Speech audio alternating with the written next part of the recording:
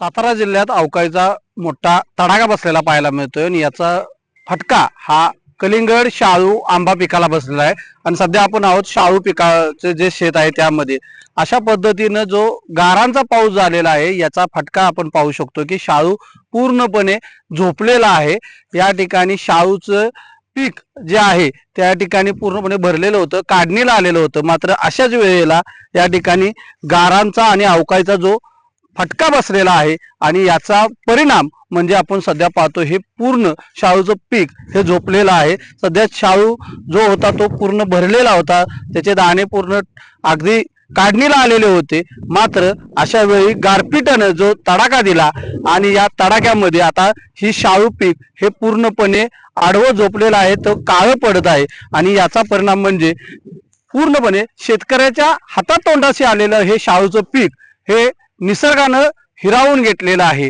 यामुळे खरं तर प्रशासनानं पंचनामे करावेत अशी मागणी शेतकऱ्यांकडून होत आहे, मात्र कागदोपत्री अद्यापही पंचनामे करण्यासाठी प्रशासन पुढे आलेलं नाहीये। त्यामुळे शेतकरी मोठा चिंतेत सापडलेला आहे। शाळू पीक खरं तर येणाऱ्या काही दिवसांमध्ये शेतकऱ्याला मिळालं असतं, त्यामधून मोठा आर्थिक त्यांना लाभ झाला असता, मात्र या गारपिटीनं हातातोंडाशी आलेलं हे पीक पूर्णपणे झोपलेलं आणि नष्ट झालेलं आपल्याला पाहायला मिळत आहे। 3 दिवसापासून अवकाळी पाऊस जास्त प्रमाणात पडला, त्यामुळे आमच्या शाळवाचे नुकसान बऱ्यापैकी झालेले आहे आणि शाळू मोडून खाली पडला।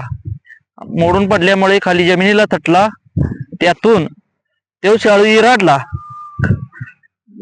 शाळवाचे पीक हे काढणीसाठी आलेले होते, पाक हातातोंडाला घास आलेला आमचा हा अवकाळी पावसाने छिनावून घेतला घास आमच्या हातून, त्यामुळे आमचे बऱ्यापैकी नुकसान झालेले आहे।